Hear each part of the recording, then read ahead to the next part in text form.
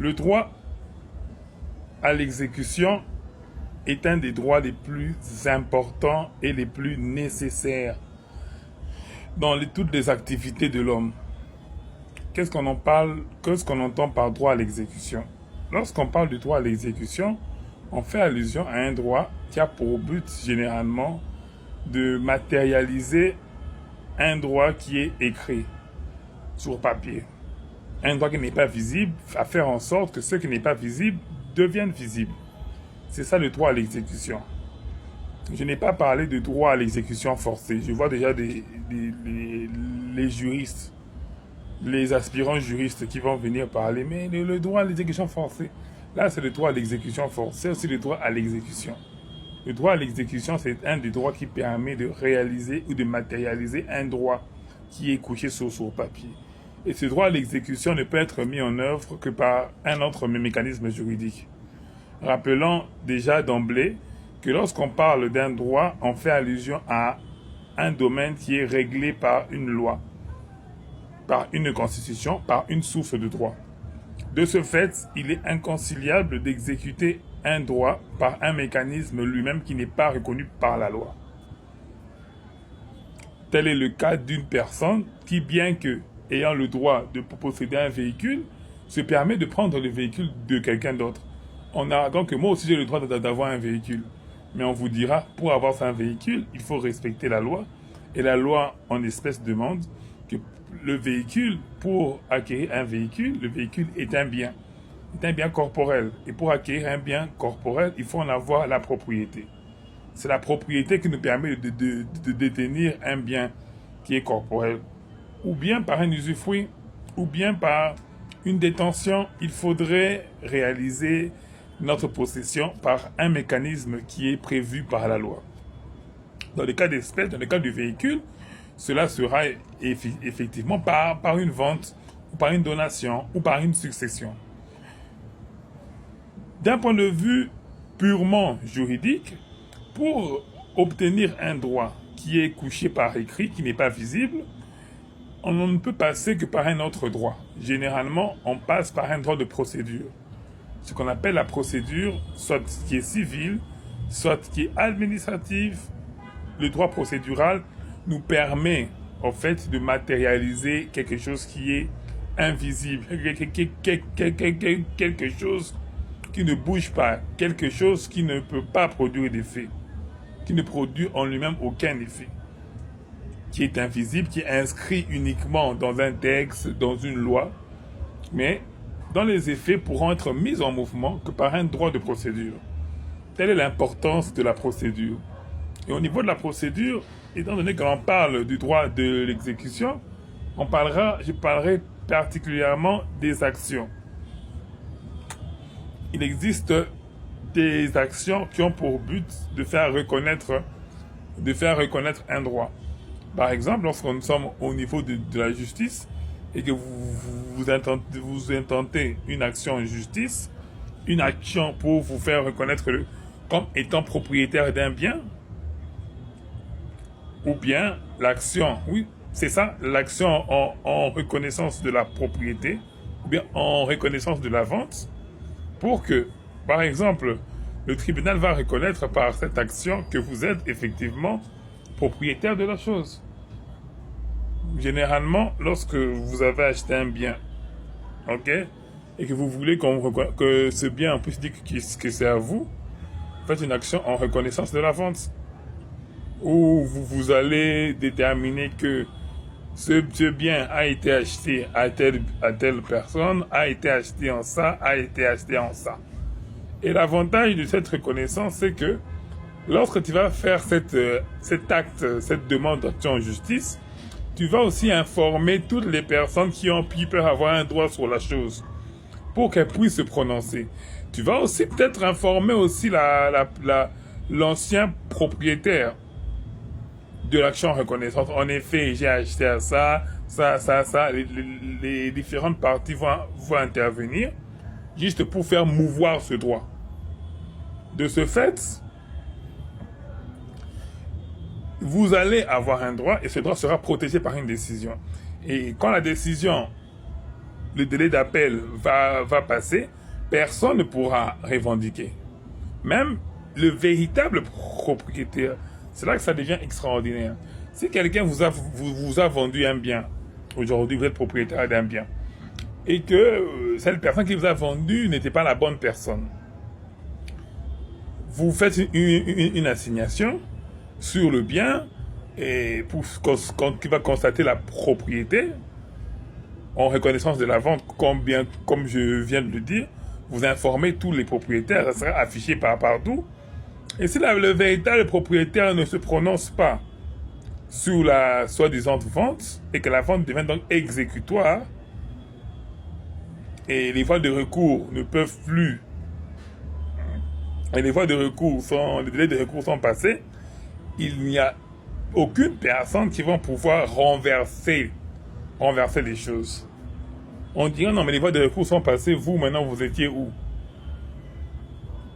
Vous pouvez toujours venir en tierce opposition, certes, vous pouvez toujours venir en tierce opposition, mais il faudrait faire attention que les délais de 30 ans ne soient pas passés, ou bien que le bien ne soit pas détruit en lui-même, ou que le bien n'ait pas produit certains effets. Parce que si aujourd'hui, j'achète un téléphone, par exemple chez quelqu'un, qui me dit que c'est lui le propriétaire, avec ce téléphone, je produis beaucoup d'argent. Avec ce téléphone. Vous, après, vous venez me dire, oh non, en fait, le bien, ça m'appartenait, je ne sais pas comment ça s'est retrouvé entre les mains de celui qui veut la vendre, je vais le récupérer.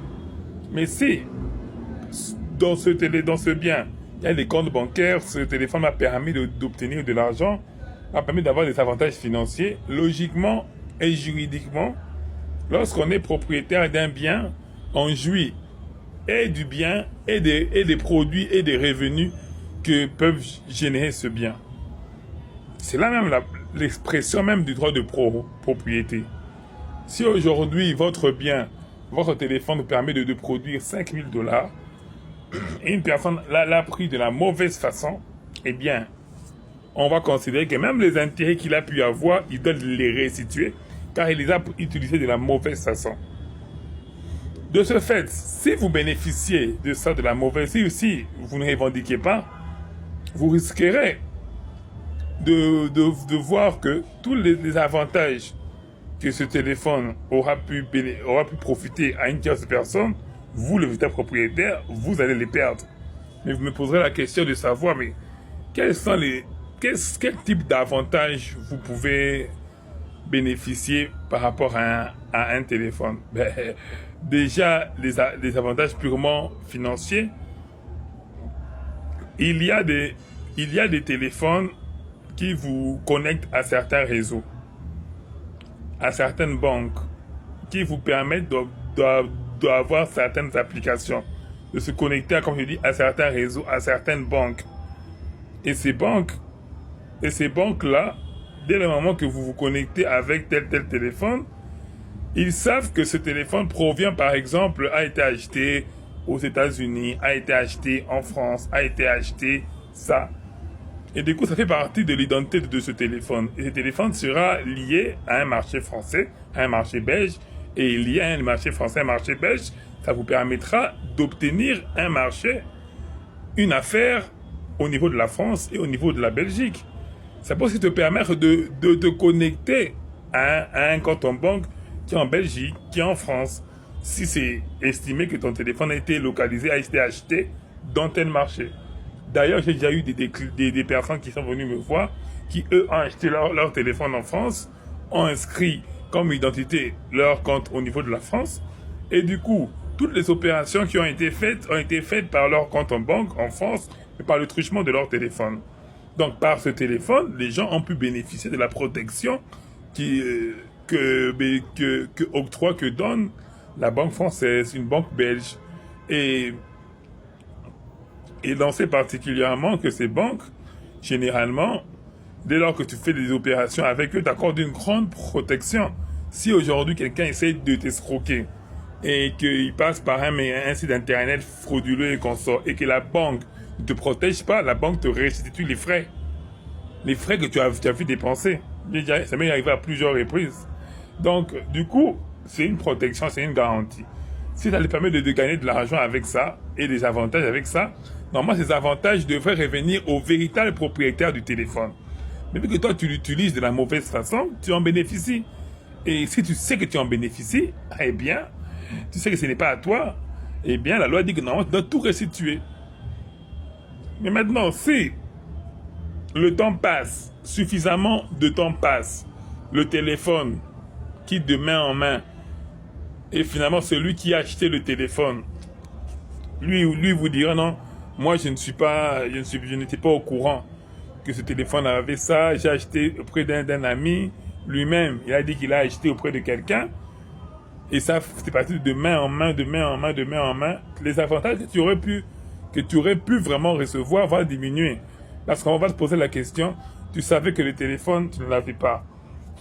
Tu n'as même pas cherché à savoir où se trouve le téléphone, à localiser le téléphone. On estime que tu n'avais plus d'intérêt sur le téléphone.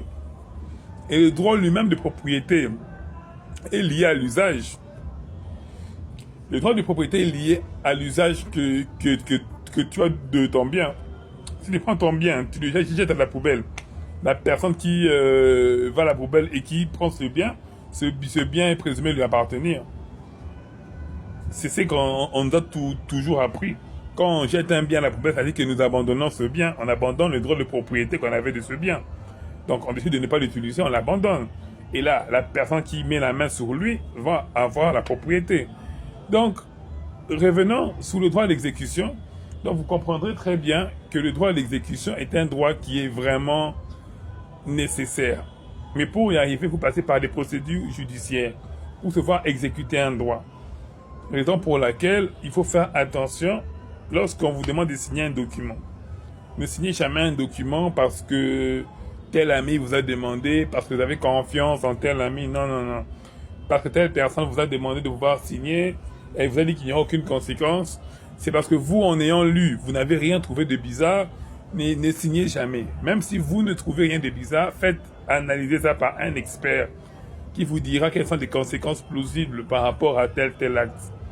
Parce qu'aujourd'hui, si on vous fait signer un document pour dire qu'il n'y a pas de problème, selon vous, mais qu'après, il y a un accord, sachez qu'il y a un accord, et cet accord qui a été signé par vous normalement, sans réserve, on va estimer que si jamais il y a un problème, vous ne pouvez pas vous retourner contre la personne qui vous a signé l'accord. Non, cet accord visait les problèmes qui pourra avoir, qui donnerait les naissances au contrat. Et même si actuellement, il n'y a pas de problème à ce contrat présent, si à l'avenir, si un problème relatif à un autre contrat, il pourra toujours brandir. Parce qu'il dira que notre contrat, c'est un contrat que l'on fait avec plusieurs utilisateurs, c'est un contrat qu'on fait à une durée suffisamment grande. C'est pas un contrat que l'on fait une seule fois. Il y a beaucoup de situations comme ça qui ont frappé beaucoup de personnes, notamment ceux qui ont souscrit à des abonnements. Vous souscrivez un abonnement et on vous fait signer un accord. Un contrat pour dire que tous les risques revenant au contrat seront réglés par exemple à l'amiable. Toi, tu te dis que c'est par rapport à ce contrat de mois de novembre. Alors que eux, ils voient tout le contrat. Même si ce contrat va être suspendu et après reconduit. Et c'est tout leur contrat qu'ils auront avec toi. Beaucoup de gens perdus ont eu à aller en justice pour annuler ce contrat pour clause abusive. Parce que lorsqu'on fait un contrat qui est censé empêcher une partie de réclamer justice dans un délai suffisamment grand, sans que la partie elle-même puisse le savoir, puisse connaître toutes les subtilités de ce contrat, c'est un peu une clause abusive parce que ça empêche quelqu'un de réclamer un droit même dans le futur. De ce fait, il y a eu beaucoup d'irrégularités. C'est pour ça que beaucoup d'irrégularités qui demandent toujours de jeter un œil attentif à tous les contrats que l'on fait.